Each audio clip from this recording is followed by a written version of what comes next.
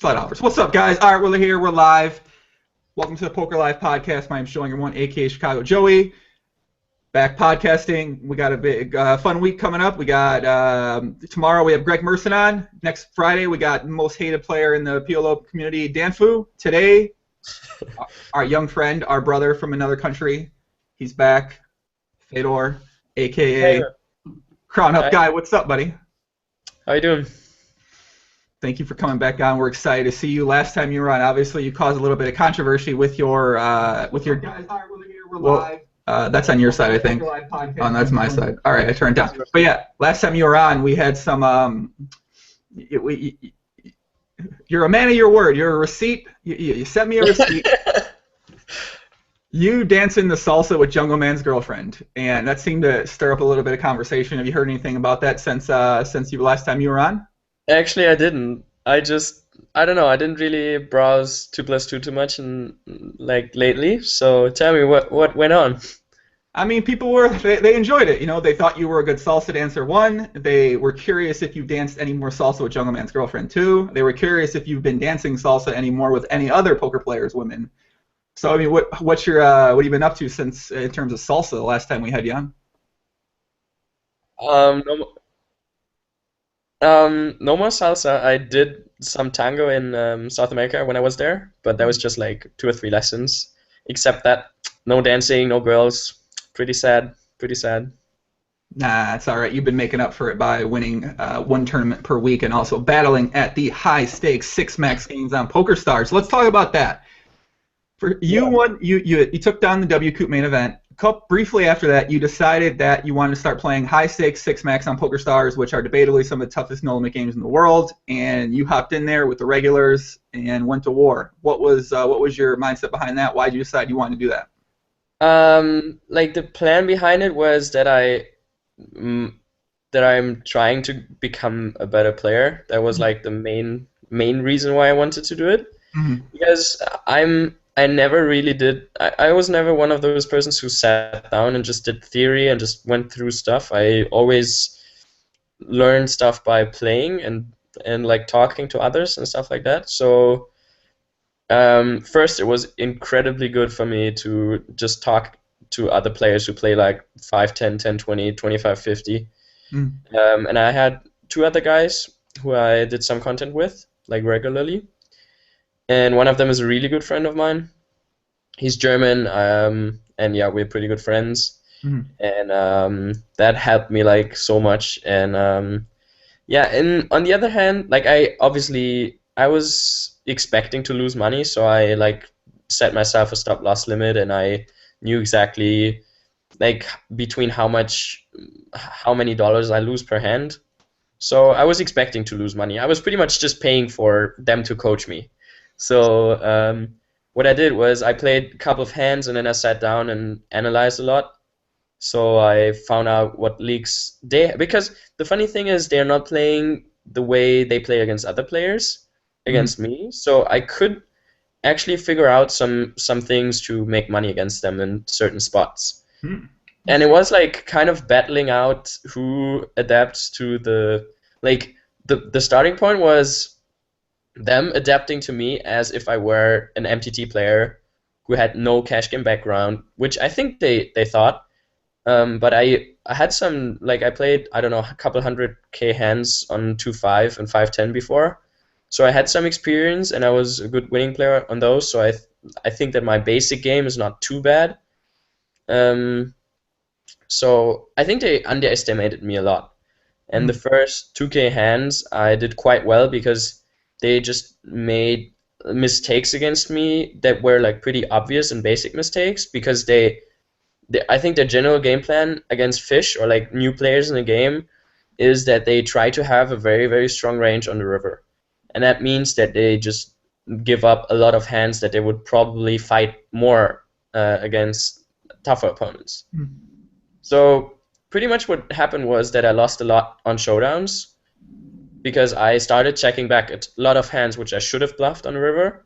Like just check back 8 high, or like some hands even that had like really good blockers, which I should always bluff in that spot, but not against the range they have. So I just bluffed way more on flop and turn, and just bluffed a lot in small pots, and stopped bluffing in the big pots, and that led to me being a pretty big winner non-showdown. And it was fun to see, because it really depended on the setup of the players. Like, some players, they did this really extremely against me, and some players didn't care. For example, like Ike or Sauce, they don't care who they're playing against. Like, they would not really adjust as much. Like, they're doing some small adjustments, but they're not changing their way of playing. Mhm. And like more the Eastern European players, like the Russians and Belarusians, they adapted like really strong. And the fun thing is that in the beginning, right now, I'm pretty sure that with the content or like the work I put in, I had a small edge on some players, and they just adapted so fast. Like, they, after 2 or 3 days, I think, of playing intensively, where we played like 6-7K hands or something, they didn't do those mistakes again. And then it started that they called me down super light in spots where I overbluffed all the time, and that turned around like pretty quickly. So I won like heaps in the beginning, and it was a pretty steady graph actually. It was not like me running like God. I think they just did pretty big mistakes, and I played pretty well. And then they just showed that they're the better players, I think.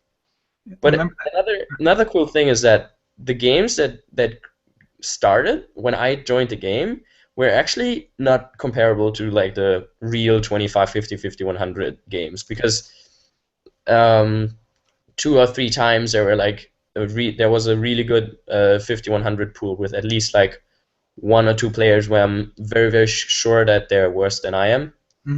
And even some of the 25-50 tables I started, I got some really sweet like lineups. So I think it wasn't that bad as other people have expected or thought it would be, and for me. And yeah, I think I learned a lot, and it was worth the investment, to make it short. Yeah, I remember when that was happening. Obviously, it was very exciting for fans that you were on the first time. We were all talking about it in the podcast thread. I remember I did make a post somewhere that, because someone said like they were talking about you winning over those first couple sessions, and I remember that's what I posted. I was like, I think at first when you start playing in those games, even when you start playing with players at higher stakes that you don't know much about, they don't know much about you, I feel like they're not going to know where you're weak at. They're not going to know how to exploit you. They're still learning how to do it. But once they do figure out, then it's like you either got to be good at adjusting, or you end up unfortunately losing some money. So you decided not to stick it out, though. You didn't want to battle through that and potentially figure out a way to beat them. Like the main problem is that I know that that it would not be worth the investment. Like, it's worth it in terms of making the small jump right now. Like, that is worth a ton. Like, the first 50, 60 hours I put in, where I went through all my pre-flop ranges, all my post-flop ranges, bet sizings, what do they do against me, and so on. That was worth it because I learned a lot, and like the more I'm going into this right now, the less meaningful it gets, because it's like more small pots, more small spots, more adapting from like, because I did big mistakes before and I had to fix them to make small mistakes instead. And now when I try to fix a small mistake to make a less small mistake or a smaller mistake, it's not worth the investment anymore. So and I'm pretty sure that I will definitely not be like on the same level for 2 or 3 years. So it's not like I get future action by trying, and I'm not even sure if I could make it. That's another thing. Like, they're extremely smart. They have way more time than I have, and they have a way better, like, already a very set basis of how they work. Like, they know what they're doing, and that's, I think, a big advantage they have on me. And I just figured they're better than me, and I can't compete.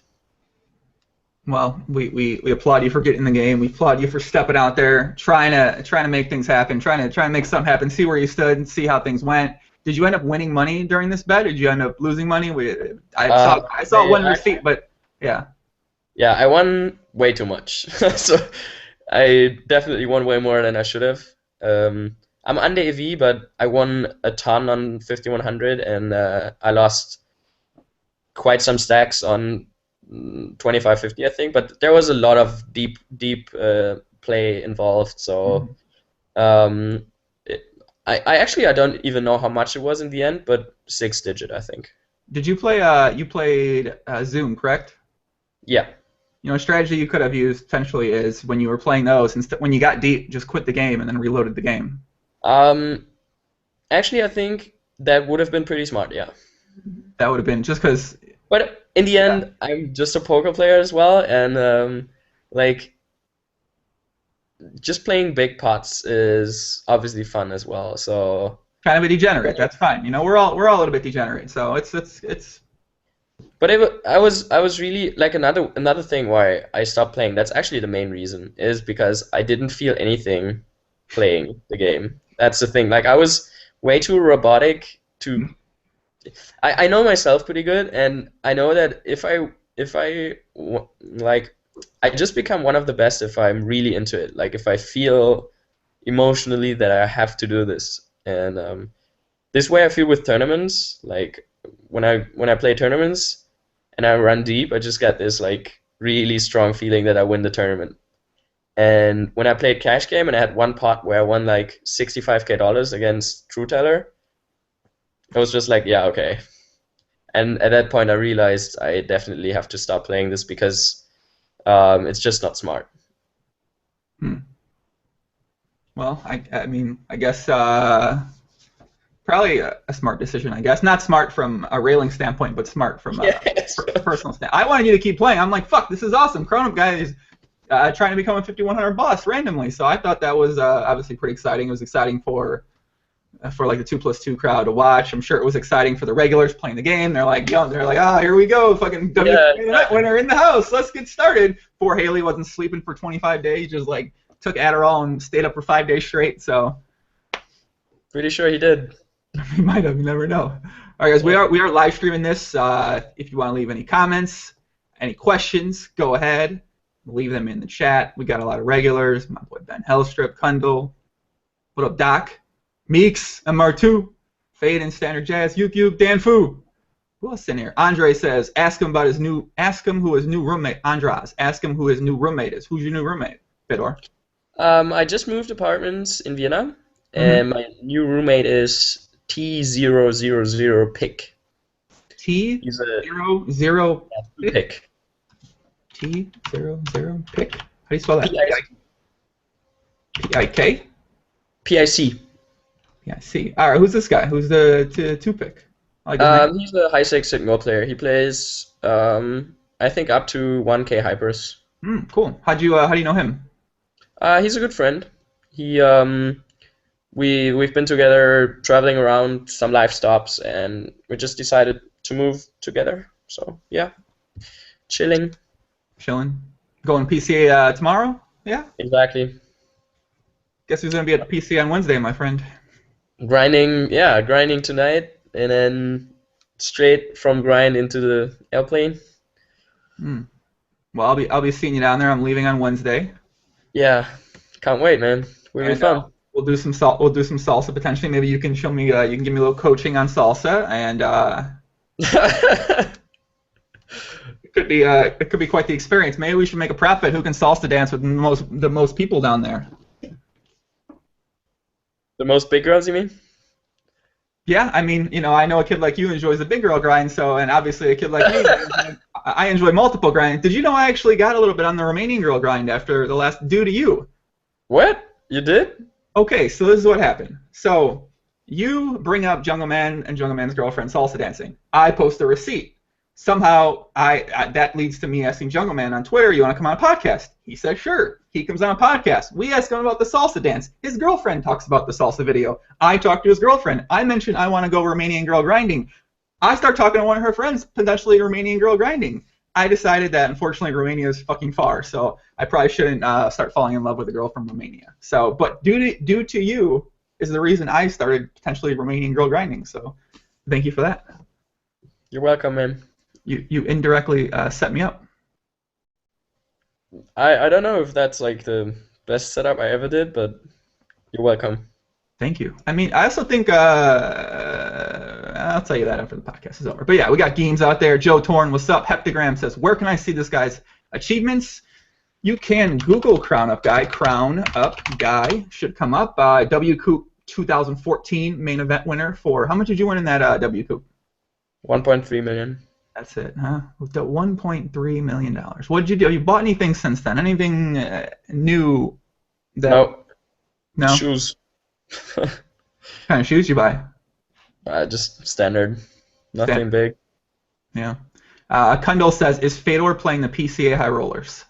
Yes, I do. I'll play the 100K the day after tomorrow, actually. 2 days. And then definitely the 25K. I'm really looking forward to that one. Mm-hmm. And then in Aussie Millions, I play some as well. Oh, so you're going to go from the Bahamas straight to Australia? Yeah? Sorry? Can you hear me? I said you're going to go from Bahamas straight to Australia. Yeah, exactly. Yeah, long flight. Yeah, that could be fun. How many re-entries do you plan on potentially doing in the $100,000 tournament? However, like as many as possible. This time I hope I don't have to take as many as last time. As many as how many are possible? What's the max, the ceiling? Yeah, I mean not more than 3 for sure not. Like I'm actually last time in Prague I took like 3 bullets, but that was like the maximum I would ever take, just because that was probably the worst like run out ever possible. And if I bust like 2 on the same day, I would take a break, I think. So 2 on the same day, and then I would re-enter the next day probably. Maybe not in the 100K though. Well, if you want to follow Fedor's mission to win a $100,000 tournament at the PCA, you can follow him on Twitter at CrownUpGuy. Right? At CrownUpGuy, right? Yeah, exactly. And he'll be tweeting out. And if for some reason he does it, I'll be tweeting out. I will, man. I will. This time, it's time. Is the final table for that on a Wednesday? Yeah, I don't know, actually. It's a 3-day tourney. It starts on Tuesday. Starts the 6th of January. And then... Yeah, Tuesday, I think. Yeah, it should be Wednesday. I don't think so, or maybe, day 1A, the main event starts on the 8th, which is day 1A. So that is Thursday? Yeah, it starts on Tuesday, and then the 7th is... I'm pretty sure it's the 8th. Isn't the 8th Thursday? The 8th is Thursday, correct. Yeah, it starts on Tuesday. I thought it started on Monday. Okay. All right. Look at all these tournaments. So you'll be able to rail. I hope so, man. If you make the final table, I'm railing, I am cheering. I'm gonna try to find the biggest girls I can possibly find. We're gonna hold a sign that says Fedor is a big girl grinder. Go Fedor, and yeah, it'll be fun. Okay, we will. Booked, man, booked. You gotta show the receipts, huh? We'll be showing the big girl receipts for sure. There, man. We'll be on the live stream. We're gonna get them on. We're gonna be on another live stream for the first time, so we're gonna try to make. How much action are you at? Kundal says, how much action are you selling? Is that like numbers you keep private? Is it like a public type of thing?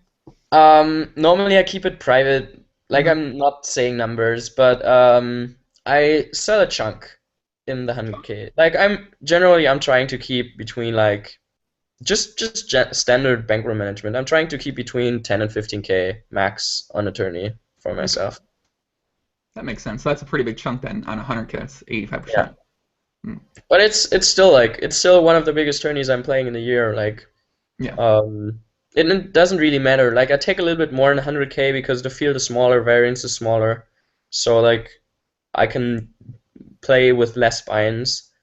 But obviously, if I win like 1.5 million at 100K, everybody should know that. It's playing like a 15K sit and go online with like a playable field, so I'm taking the plus EV spot in my opinion. Well, it's gonna be it's so interesting how the 100Ks work in something like that, because everyone sells so much action. Then when they win, then it goes on to the results like, oh, they've got Yeah, They won true. 1.5 million when in actuality they might not have like made any money off the tournament. It's just like the whole entire thing really is kind of weird to me, but it's the way things It's go. pretty much like it's weird because it's like sh for the regulars, it's rich regulars sharing like and most of the time just like investing like pure Hmm. money with an RI most of the time, and fish putting money into the pool. That's pretty much like how the high rollers work. So could you There's pretty explain much that? Can you no explain that a bit regular who more? has like a who realizes a lot of sorry. Can you explain that a bit more? So you mean the people playing are basically investing in other people that are playing to accumulate like a couple pieces of different people? Is that what you mean by that? No. It's pretty much like you have a pool of players of let's say 50 players. Um, 20 of them should be winning player, between 20 and 25, depending on how many fish you have or how much the fish lose. Um, so we have 50 players, 20 of them are winning players, and they create money in long term. So like the first maybe has like 30% RI Okay. and increasing. So the people who buy their action, because pretty much no one has their whole action. Like in 100K, I don't know, maybe like two regulars play it on their own. I don't even know if those exist, but let's just say one or two will play it on their own. Mm-hmm. Um, and now, like they are investing and they are realizing their RI because they don't pay markup. So all the other regulars, they just have like between 10 and 35, I'd say, percent of their own. And now there are people like regulars, poker players who are very rich behind them, and they put in like a ton of money in those high rollers, and they realize their RI on the big chunk they put in into the high roller. So it's like a short-term investment that has like a return on investment of maybe like 5 to 10%, depending of who you buy. So if they're pretty good at picking the right players out of the 50 players, and they always pick the plus EV players and they don't give up too much with markups, then they should be having a really, really profitable investment with a lot of money short term. Um, and what makes it profitable is the fish who put in the money that is like minus RI. That's Interesting. how it works. It's like just a short term investment of which we don't really put in much of the prize pool. Are people selling at markup pretty often in these super high rollers as well? Yeah, pretty much everyone. Wow. Okay. I think everyone who's selling has to sell it at markup, otherwise it's not a good play. Like doesn't make sense to play it. Why is that? Because if you're good enough to like if you let's say you're good enough, like the only reason why you should not get paid markup is because you're not good enough. Or you're good enough but they don't know that you're good enough. Otherwise, let's say your expected ROI is 10%, okay? Um, but you only take 10K action because you don't have the Oro. So on this at the same day, there's a 2K, I think even a 3K LAPT running or something.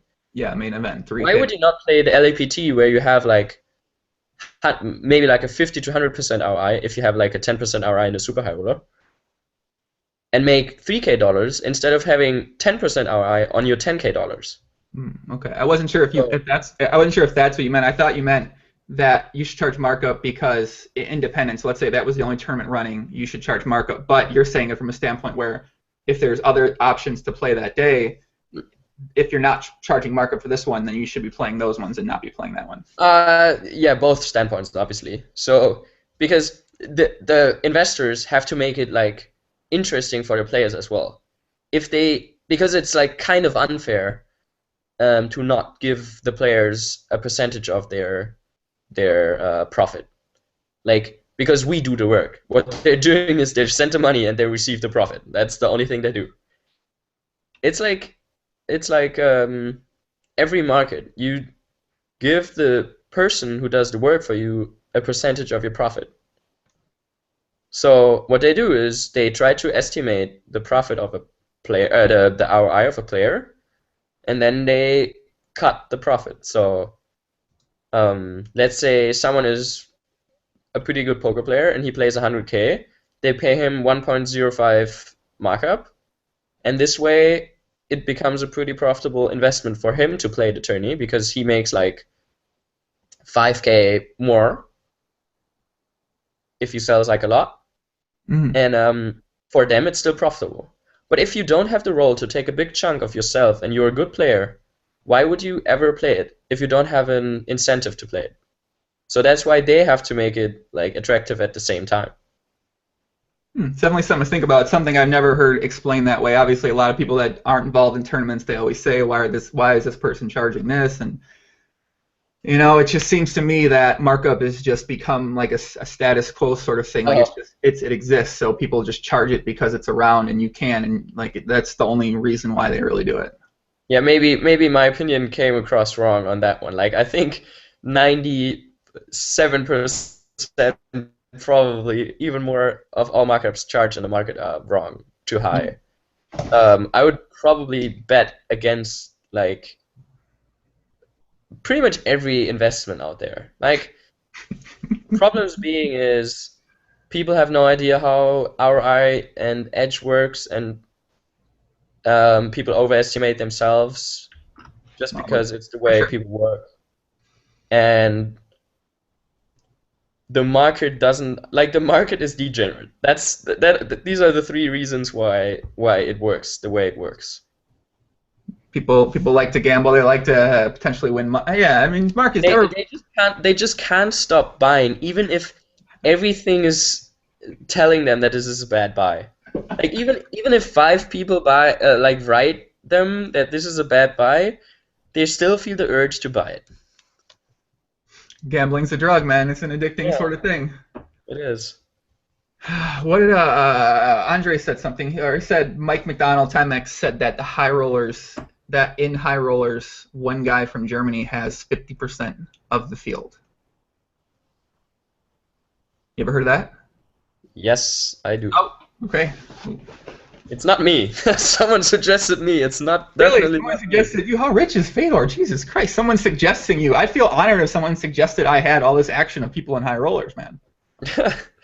No. I'm like, they're way richer than I am. Like, I know them. I met them. I don't know if I should. Like, I'm not gonna say their name because I don't know. But it's like they're German. They're nice guys, and yes, they buy action. They have my action. I can say that. Interesting. These mysterious Germans. Guys, when I'm down in the PCA, I'm going to be walking around looking for 2 nice German guys handing out millions of dollars to everyone playing the high roller. So I'm going to go on. They're not coming. I don't think they trail much. Ooh, these guys sound awesome, man. They just. But I mean, pretty much everyone who's involved in this knows who they are, so it's not like a big secret or something. It's just like I'm not gonna be the one who says it in public, but everyone who's like in high stakes tournaments knows who they are. Okay, so it's probably pretty. And it's not tough to find it out. So. Okay. Yowler asks, how many drinks were involved when you decided to buy that piece of art that's behind you on your wall? It's not my room. It's not my room. No, I'm sitting at a friend's place because there was a combination of a lot of things happening that made me move to another player's house. Like my computer crashed, my internet crashed, everything crashed. So I'm right now sitting on a laptop on a friend's couch, and I think he was drunk. Right. There was some speculation obviously going on that whoever bought that was drunk. So with that, we were just trying to figure that out, get to the bottom of that. I'm gonna wait for Fedor to talk. This is something new I do on podcasts now. I pause a lot when I talk to people. Pause and then let me say something. I pause and let the person say something and keep talking. It's a new thing. Yeah, awesome day. I just had some sushi, and now I'm sitting here, and I really want to grind. Like I definitely have to go in like 15 minutes. Like No, it's a drug. It's a drug I need, you know. that's okay, my friend. That's okay. You always need more money. So last time you were on, it seems like every day on Twitter, well, not every day, I was getting carried away. Every week, which isn't getting carried away, you win a different tournament, like a Sunday 500, like a rebuy, a $55 million tournament. It just seems like you win a tournament once a week. How have the results been? Have you been winning as many tournaments as it seems like? I think it's just like right now, all the attention is on me. Like before, nobody really knew me. It has more downsides than upsides, but it's just like the way like tournaments work. Sometimes if you play that much, you have to win a tournament at some point. Like it was just really lucky for me that I won the right tournaments, and now obviously, um, yeah, I just ran so much OVV in like terms of running really hot in the highest possible limits. But like if you look at other grinders, they win a tournament every week as well. It's just not that people care so much. Like I I don't guess, know, friends of mine they win the tournament every week as well. well, I guess that's what happened when you make a thread in the MTT community challenging anybody to a prop bet for the most profit. Sometimes people are going to look at you a little bit differently than everybody Yeah. else, you know? That's true, yeah. Yeah, actually, there's like it's fun how everything you say and everything you do, people just try to criticize it way more and try to find like the way they can turn it against you, and it's just that's why I stopped posting somehow because it's just everything you say, everything you do is just a lot of people trying to find the bad guy in you if they don't know you. And like in the German community, it's so different because everybody knows me. Like I've been there for a couple of years, Hmm. and they've seen the person I was and the person I am, and they know that it's like that it's serious and that it's that who I am. You know that I did that stuff even before I won the main event, and it didn't really change me. But like the 2+2 forum, it's more like people see me now because they know I won the main event, and now everybody knows me, Hmm. and their first impression is like, oh, he has to be arrogant because he has a lot of money. Now he has won a tournament, he has to be a douche. And when I write something, they try to put this thing I write into perspective with their image of me being a douche or arrogant guy. And that's why everything, like all the puppets I proposed, was just really being very open to whatever, like to suggestions to improve or to anybody who has like interest. It was not offending in any way. I was just not saying, oh, I'm the best tournament player in the world. I was just trying to get some action, to talk to other players, to become a better player, to have some more incentive to play better, to play more. Even if I play against someone, like even if I bet against someone who I think is better than me, it's good for me. It's not like losing $500 is losing plain $500. Like even if I bet $500 against someone where I know that he's better than me, I might just lose $50 EV, and those $50 is worth like the time I talk to him about hands, the time I play more, the 50 tournaments I play more a week, and all this stuff adds up. And in the end, I don't lose $50, but I win like $2,000 maybe.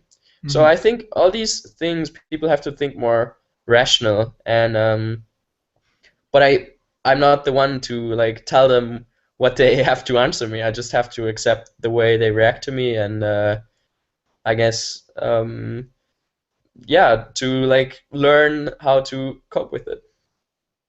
Well, obviously, I might know a bit about that. I might be going through some situation in this moment right now about a prop bet that I propose, and some people Yeah. look at it sometimes. Literally might be happening as we speak.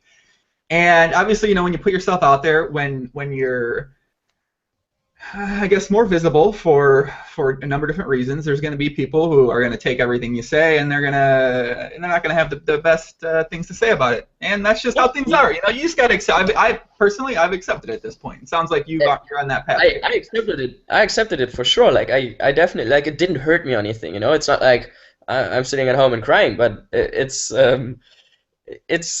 something that I put behind me. Hmm. Um, because I just decided for myself that don't want people in my life who I feel like they're bring me more negative than positive stuff. So that's like a lot of my old friends. I just lost them because it's just not, they just can't handle it. It's whatever I do. It's not my thing to change them to accept who I am, or like the new things that happen. It's not like I'm not a different person. I don't buy more expensive stuff or do other stuff or whatever. It's just the way other people put it in their own perspective, and then they can't handle it anymore. It's not me being the problem, it's them being the problem.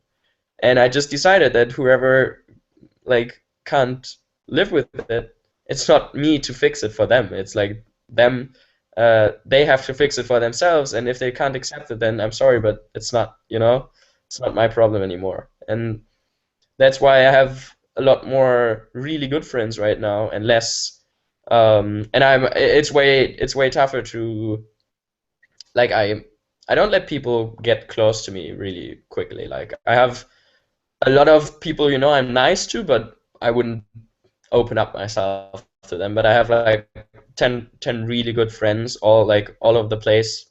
Not so many in Vienna, but a lot in like Germany and England.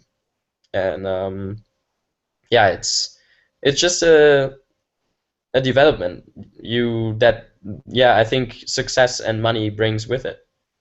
And you have to become tough in a way. And I I just I just slowed it down a little bit because I had a lot of other stuff I want to concentrate myself on. Like, I want to see different stuff and do different things, and I don't want to put my focus on becoming, explaining them who I am, like showing them who I am, and then they start to accept me and they maybe start to like me.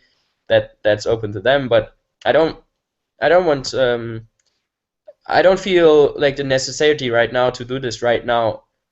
I think I just give them time to let them see who I am. Like, every thing like this, like doing a podcast or doing an interview or something. It's not because I need it. It's because I feel like um, people who want to know me can get to know me. In the way um, I'd like other people to see me, and not in the way of being the arrogant, uh, rich douche. It sounds like you've been getting a lot of feedback that that's what people are saying. Is that what I don't follow the tournament community. I don't really know much about it, but it sounds like that's what it sounds like there's a lot of people, like even friends and even people you don't know, that have been like kind of saying that about you. It seems like. Actually, no. It's Oh. just like in the tournament community, don't many, I think, because most of them know me.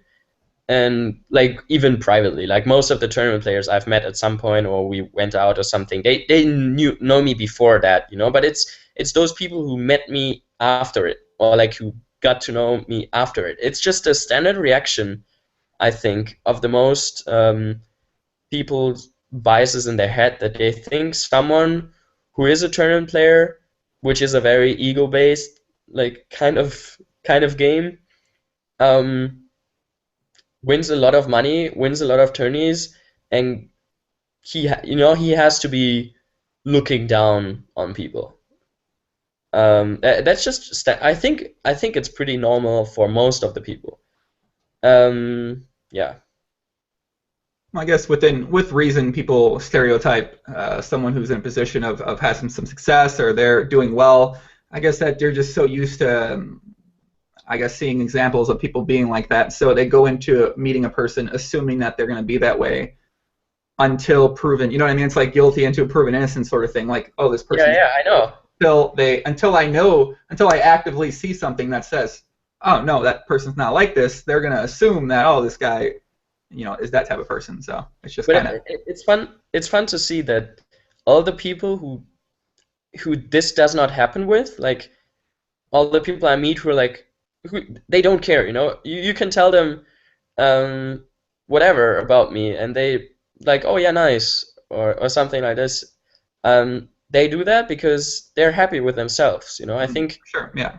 stereotyping someone like this is just because people don't know exactly what they want to do in their life, and that's like kind of being jealous in a weird way because this could be me. But if you know who you're gonna be or who you want to be, then you know that another person is not the person you want to be. It's Right. like you in the future with other abilities and other, or like the things you want yourself to know and to be able to do.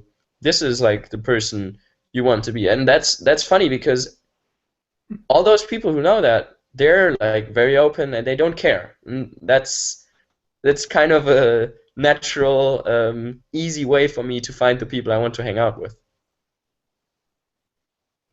Definitely some interesting theory right there. You said you have to go in five. You're gonna go at 11 for 5 minutes. Yeah, like 10, 15 more minutes, and then I gotta go.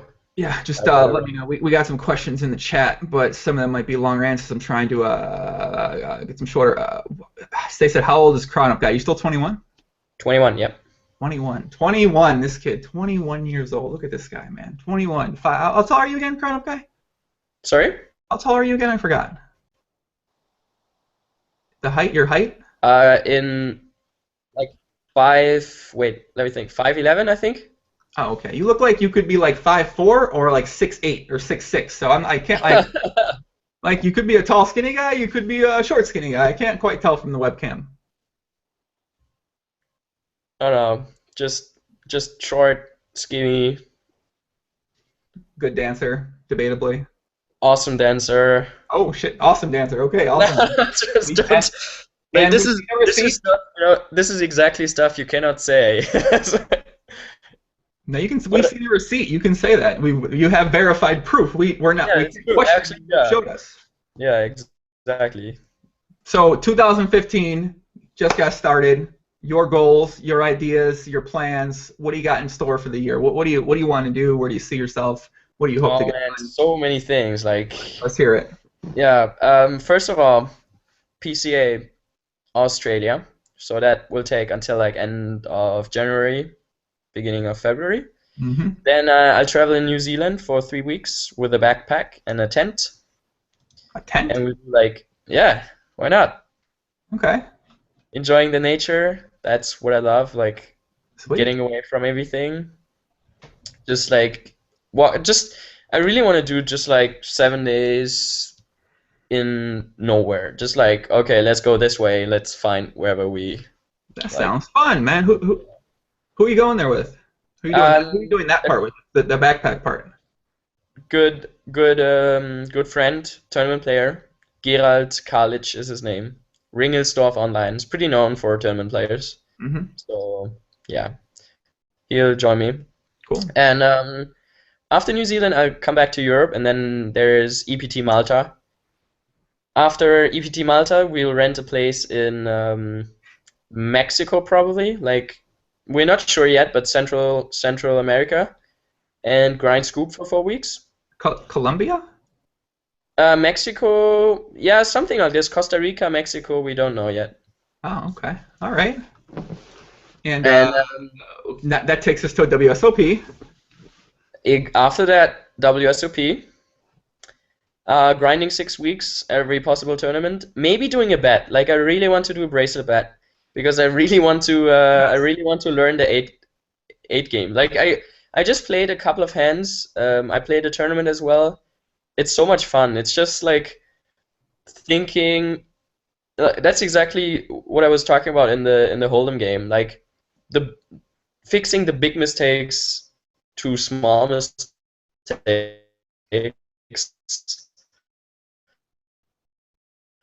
is the thing.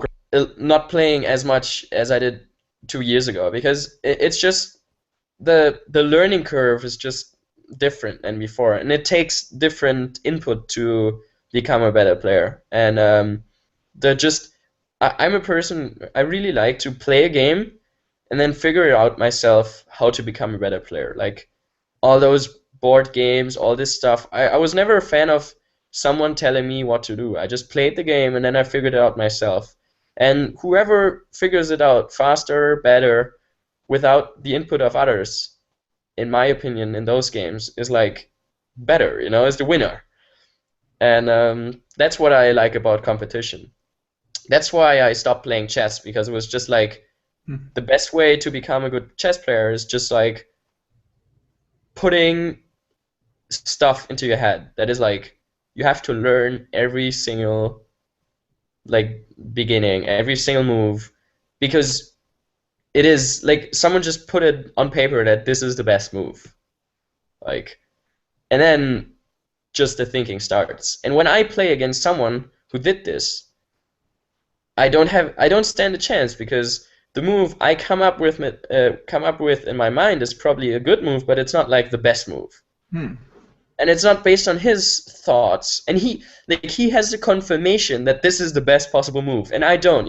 Whatever I do, it's just like, yeah, maybe it's good, but maybe it's shit, and you don't know, and nobody tells you that it's good. And in poker, that's what I love about it, because whatever you do, nobody can tell you 100%, you suck. It's just like some people, I think they suck and they win money. Like some people, I think they're good and they lose money. It's not like the subjective opinion of people doesn't matter in poker. And that's what I like about it. It matters in a way, but it doesn't matter in like, it's not like anybody has any idea about anyone in like a big picture. And it's fun how, especially in tournaments, everybody's saying like, oh yeah, this guy sucks, and then a couple of people say, oh, this guy's awesome, about the same guy. And in the end, the guy is winning a ton of money, so how can you say he's shit? Like, it's just whatever he's doing, he got to be doing a lot of things right. I call that the Alex KP theory, where you call someone that's winning at poker, you call him a losing player. So that's my theory. That's what I'm going to refer to that for the foreseeable future. But whatever, it's not. I'm going to talk about that later on a different podcast. I talked to you about that before briefly. I was going to ask something. Yeah. I was going to say, okay, yeah. So chess. Yeah, and after Vegas? No, so let's go back to chess real quick. Chess? Okay. So I saw you playing chess with somebody. I played chess with Jennifer Shahade, however you pronounce that. Okay, so to me, she appears to be one of those like she's like debatably a genius. She's like one of those like sexy redheaded genius type of people. It seems like to me. Yeah. Can you confirm that that impression I have from afar? She's awesome. Like she's exactly the type of person I like. I don't know her really well, yeah, but just these, I really miss those kind of conversations where it's about this, where you find, like, it's very rare that you find someone who's like exactly the type of person in one single area that you're looking for, It's not. I'm pretty sure that like in a lot of other areas, we might not even, we might be on a completely different level in a lot of different things and might not even agree. But there's one certain thing, one certain area where where you just love this person, where you just like really want to soak up everything he or she says. It's like, no, it's just like your best friend or something. There are a lot of things where you're just like, yeah, I don't know, it's weird, you don't really fit, but there are a lot of areas where you just love this person in a way, It's not love in a way of love, but love in a way of you really like it. How old is she? I'm not sure. Okay, don't take me wrong on this one. Don't take me. Come on. I think she might be a bit older than you, but I'm not 100% sure though. I think she's my age, close to my age.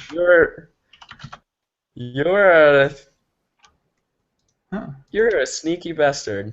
Our boy Fedor over here going for the older women. Man. Interesting. Are you? So it sounds like you're looking forward to seeing her again at the PCA. Yeah, I will. Guess who I might have on a podcast? Chess, man. Playing chess. Only chess, huh? Guess who I might have on a podcast at some point in time in the near future? Yeah. Oh man, yeah. This will go so wrong in so many ways. Might be the person we were just discussing, so that could we'll ask her if maybe she shares the It sounds like you're interested in meeting more genius women, though. It sounds that's like Yeah, what you're looking for. it's just very rare that somebody like that you know that somebody will kick your ass in pretty much every game when you win in a lot of games. So yeah, I like that. And she's a girl. That's cool as well. Like She's a girl, correct? Yeah. no, but I mean like it's just a rarity. It's just in Bang chess. bang, shots at women. Okay, there you go. Well, at 21 years old, women, you know, you're not going to find many genius women around there. Yeah, but that's the thing. Like I recently talked to a guy who's way smarter than I am. He trades stocks and he started at the age of 17. I think now he's 38 or something. Hmm. He made millions before the age of 22 he just ordered a book out of America to Germany and he went to like a school in like a really small village and then he just decided, yeah, I'll take the 200 mark at this time, not euros, and start stock trading. And then he became really successful with it and started his own company. Hmm. And he just told me something really interesting about exactly this kind of thing because it's not like he had a girlfriend like when he was 25, I think, and she really loved him and he really liked her as well, or like I don't know what he said. I think he said like so but he wasn't sure because he was always looking for someone who's like on the same level, you know, on where you can have those battles, where you can have this competitiveness, where you it's just there are not many people for guys like him, you know, who are on the same level, and you will probably meet like one every 2 years, where you talk to someone and he gets all the connections instantly. You don't have to like explain everything. You don't have to like explain him in like he just gets it instantly. He's like really smart at connections, and that obviously translates to games and whatever, like learning stuff, all these kind of things. Hmm. And there are those persons, and obviously it's less rare that one of them is a woman. And the main problem is it's kind of searching for some like what he told me is it's when you find this woman, it's so rare that you will fit to her because it's just one area you're looking at. It's just like this one single area of being on the same level in thinking logically. Let's put it like this. And then there are like all those thousand other areas, which like living together, having the same like thoughts about other stuff, and he got like he left his girlfriend I think 3 years later, and he found one of those girls, and he had a relationship with her for 1 year, and then he went back to his old girlfriend, understood that he really loves her, but and that he doesn't have to look for this, you know, this magical intelligent woman anymore, because it's not about this one area, it's about like the whole thing. And you really want to find a girl that is like in love with you and that accepts you the way you are, and the same way around. And it's like take the whole package or leave it. And yeah, that was like a really nice conversation. And after that, I definitely can say that I really like this thing about her, that she's smart, and I really enjoy having this around me. But when I say I love that part, then it's just this part only, because I don't know much about her. Fedor's in love with a girl. Hey, hey, hey, Fedor's I in. knew that whatever I'm gonna say, this is not gonna change you. Oh, you're Gonna play yeah. chess. I don't even Gonna know. play chess with a girl. Yeah. I think I teamed up with Alex KP, you fucking loser, man. Wait, what did you say? Whoa, bang bang. What did you say? No. I What did said you're a loser. You're like really bad at PLO and all this stuff. Broke, a troll, broke. Hold on, I gotta think of some. There's a couple other notable words in there. I was like, oh, okay. Okay.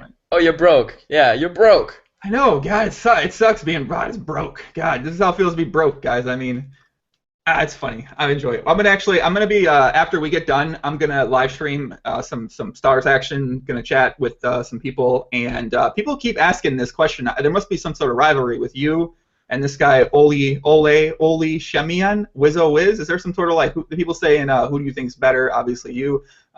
They keep asking about this guy. What's the He's deal with? one of the persons where I'm like 95% sure that he's better than me.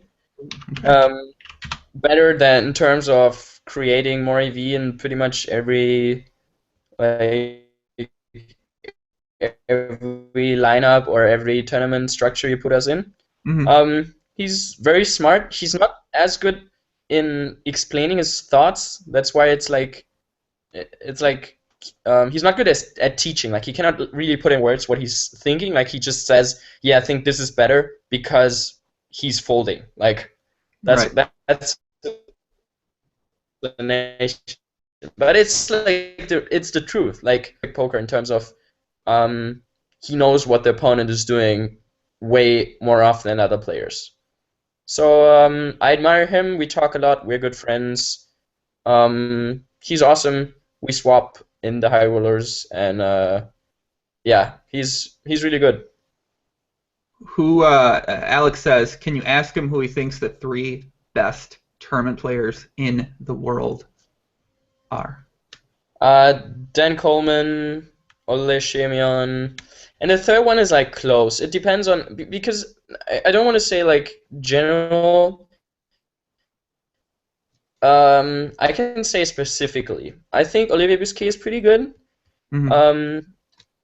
I think some players are better online than live, and the other way around. On my list, I think like online, there are a couple of guys who are pretty good. I think Elio Fox is pretty good. Elio Fox, that's Zima's partner in his stable, correct? Yeah, it's Smock Rock. I'm not 100% sure. I've never met him. Oh, well, he had Zima on a podcast. I'm pretty sure he said that guy. Elio. Elio's the name. Yep, that's it. Yeah, he's Smock Rock online. I think he's very smart, very good. I like him a lot. Then I'm a big fan of Seacast13. I have no idea who he's live, but I think he's awesome. Seacast13? Yeah, he's playing 5K sit and goes as well, and he's playing all the tournaments, but he's not playing so much, I think. He's pretty good. And then yeah, there are a couple of guys who I think are pretty good. One of them actually I wanna say him. He's not like he just played 2 live tournaments so far, but he's incredibly like he has the sickest work ethic and is really good. His name is Ben CB789, one of a good friend of mine, and shout outs to him. Like he's really sick. Ben CB789. Oh, and Doug Polk. Like maybe giving away too many tells live, not anymore maybe, but online he's a beast. What's that name you said? Doug Polk, WCG writer. Oh, my boy Doug. I thought you said like Dog Pork. Well, that's his nickname, Dog Pork. But yeah. Yeah, Dog Pork, exactly. Dog Pork. What was the other name? Dog Pork, Dork Pork, and Doug Polk. Yeah. So that's kind of the nicknames that were born for him. I guess you didn't hear me. Did you hear me? No. No. Can you still hear me? Yes, I can. Oh, okay. All right. What time is it? 11:15. Do you want us to let you go? You want to get going? You want to get back on the grind? One last question. The golden one. Bring it. One last question. All right, guys, in the chat. This is going to be a 20-second delay, but one last question. Somebody throw it down. The best one I'll choose. And yeah, either way, I'm gonna be recording some. I'm gonna find Fedor at the PCA. We're going to do something interesting. I don't know what it is yet, but we're going to record it, and I'm going to post it on my YouTube and Twitter because it's going to be fun. It might just be, I don't know what we're going to do. We're going to do something. We're going to find a challenge to get into, man. Definitely, yeah, I'm up. Like, but I'm really bad at most of challenge-relating stuff, so... What about you play basketball? What about basketball? No way. We can play soccer, like... Soccer Sure, we challenges. can play soccer. Okay, okay. How about dance off? We can do a dance off. Tell you what, I got an idea. Okay, so we do like a multiple game challenge. Everybody picks a game. Okay, how many games? 3 games. Well, I'm gonna pick basketball. And obviously, you're not gonna beat me in basketball. So it's like, we gotta. Okay, What? that's boring. No, no, it's like I picked chess. Fuck you.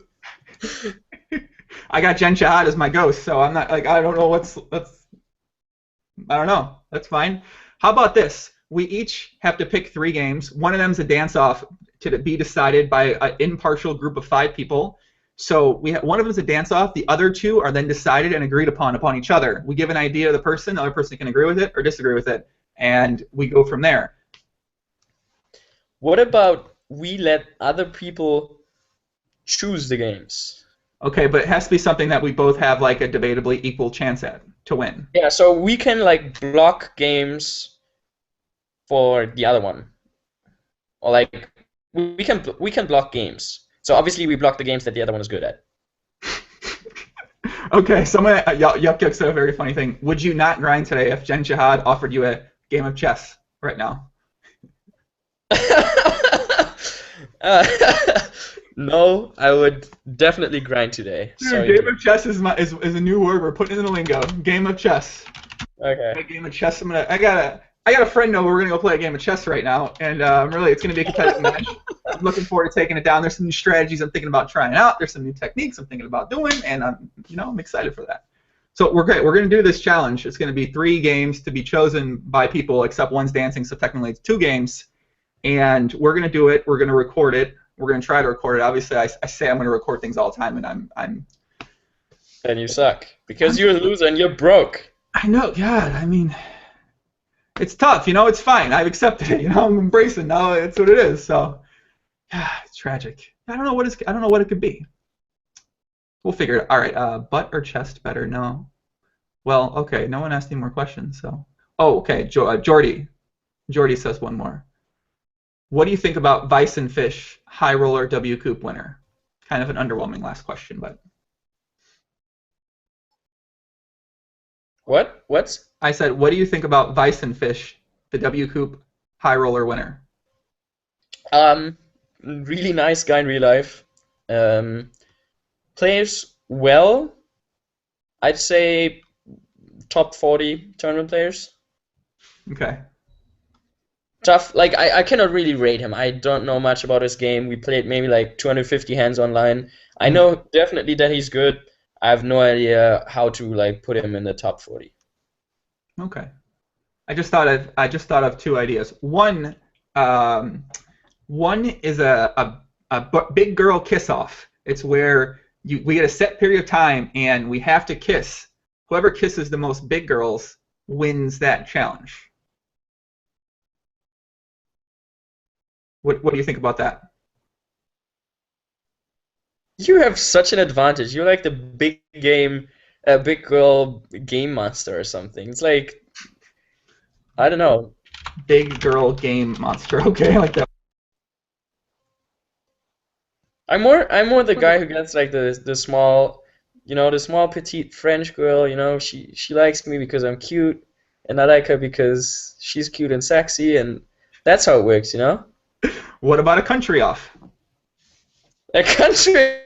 Okay, I'm in. Okay. Okay, the goal of the country off is to collect the most countries of female. Well, male don't count. Lady boys count. Male or female/lady boys. Whoever can collect the most countries of women in a kiss, that person will. And there's a time period, obviously, and that could be an idea. It's an idea. Okay, so I'll win like 1-0 or something. How do you figure? Because you suck, you lose, and you're broke. How you want to get a girl to kiss you? That's true. Wait, will girl kiss me if I'm broke though? I don't know if she will. Like my pickup line would be, "Oh yeah, I'm rich. I'm a rich, arrogant douche. You want to kiss me?" This guy's broke. No, he's broke. Don't kiss this guy. Yeah, I kiss one and then run behind you and just point at you and say, "This guy's broke and a loser." This guy's a troll. He's gonna troll you and be broke. Don't kiss this guy. I mean, that's All right, we got two possible games: a country off and a dance off. And the other one I was thinking is that we rent two sailboats and we have a sailing competition. Who can most effectively navigate a sailboat? I'm 100% sure that this is just like, you're a professional sailor or something? I've never sailed in my life. I just thought about the idea a bit ago. Yeah, sure, I believe you. It's not like you're a scummy, like super scummy guy. I've literally never sailed in my life. Okay. I can't swim, debatably. Could be. Oh, Life's a Grind suggested a dick off. I mean, we haven't actually had an official dick off, but you know, a dick off. Have you ever had a dick off? Not yet, no. Do you know what a dick off is? No idea. It's this thing Stars Red Problems created where it's you challenge another man to having a bigger dick than him, and then you show him, and he can come back and have a dick off, and he shows you his dick, and then you guys compare and contrast, and whoever has got the bigger dick wins the dick off. Okay. I didn't make this up, by the way. That's not me. Guys listening, watching, wasn't my game. This wasn't my idea. It's just Stars Red Problems happen to make it up, and some people like to bring it up in the chat. So I would never play that game. I would never engage in some type of juvenile behavior like a dick off. It's not me. And that's not Fedor also. Fedor is not that kind of guy. He's a loving guy. But I mean, it's like, I can definitely take this one because, like, how likely is it that you're a loser, broke, and you have a big dick? It doesn't make sense. So it's like... Wait, those all correlate together, don't they? I think you can't have a big dick and be broke. You can only be a big dick if you're rich, right? Exactly. I was going to bring up something I actually Googled recently. I talked about it on my friend AJ Phoenix. Shout out to Adrian on his live stream on Twitch, but that's another story for our channel. I'm gonna let you go, buddy. Go get to work, get to grinding. I'll see you in a couple days. Good luck at the 100K PC. If people want to follow you on Twitter at Thanks, bro. CrownUpGuy. And guys in the comments, thank you very much. Thanks for tuning in. I'm gonna live stream very shortly. You can refresh the page. The links in the description. Or you can check my Twitter, or you can check my Facebook. And I'm gonna get back to it maybe about 5 or 10 minutes. So Fedor, thanks for joining me. Good luck, my friend. We'll talk to you soon. Bye. All right, peace out. Peace.